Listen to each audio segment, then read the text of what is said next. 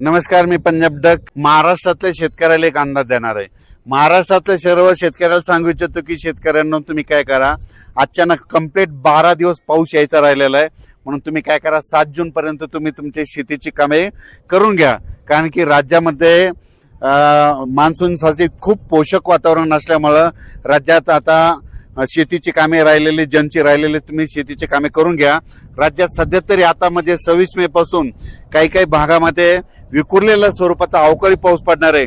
पण 1 तारखेच्या नंतर 1 जूनच्या नंतर राज्यात दररोज समजा वेगवेगळ्या विभागामध्ये पूर्व विदर्भ, पश्चिम विदर्भ, दक्षिण महाराष्ट्र, उत्तर महाराष्ट्र, कोकणपट्टी, खानदेश, मराठवाडा 1 तारखेपासून काय होणार आहे, दररोज आज या विभागातल्या काही जिल्ह्यात तर उद्या दुसऱ्या विभागातल्या जिल्ह्यात की परवा तिसऱ्या विभागातल्या जिल्ह्यात असं करत करत काय होणार आहे, म्हणजे 1 जून नंतर थोड्या बऱ्याच भागामध्ये पावसाला सुरुवात होणार आहे.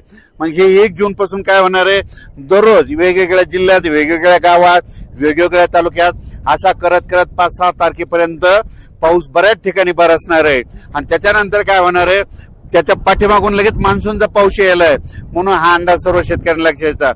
मग 7-8 जूनच्या नंतर काय होणार आहे, मान्सून सक्रिय होणार आहे.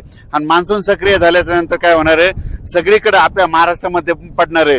मग शेतकऱ्यांनी काय करायचं, मान्सूनचा पाऊस पडल्याच्या नंतर जमिनीमध्ये जर एकीत ओल असली तर तुम्ही तुमचा पेरणीचा निर्णय घेऊ शकता. पण 4 बोट ओल असेल तर तुम्ही पेरणीचा निर्णय घेऊ नका. कारण की 4 बोट ओल असल्याच्या नंतर ती पेरणी फेल जाते. म्हणून हे देखील सर्व शेतकऱ्यांनी लक्षात. पण महाराष्ट्रातल्या शेतकऱ्यांना सांगू इच्छितो की तुम्ही काय करा, जवळजवळ अचानक कंप्लीट 12 दिवस पाऊस राहिलेला आहे. या 12 दिवसामध्ये काय करा, तुम्ही तुमची शेतीची कामे आटपून घ्या.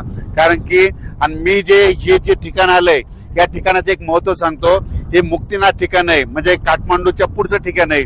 आणि या ठिकाणाहून आलेलो आहे. आणि या ठिकाणी आपल्या भारताचे पंतप्रधान या ठिकाणी 2018ला देखील आले होते, 2022ला देखील आलेले होते. आणि खूप असं थंड म्हणजे थंड ठिकाण आहे, निसर्गरम्य, मुक्तीस्नान. या ठिकाणी जलकुंड देखील आहे. या ठिकाणी स्नान करावं लागतं. स्नान केल्याच्या नंतर मुक्ती असे भेटते, असं या ठिकाणी आख्यायिका आहे. म्हणून हे देखील सांगू इच्छितो. या ठिकाणी गौतम बुद्धाची देखील एक मूर्ती देखील आहे, हे देखील पाहू शकता.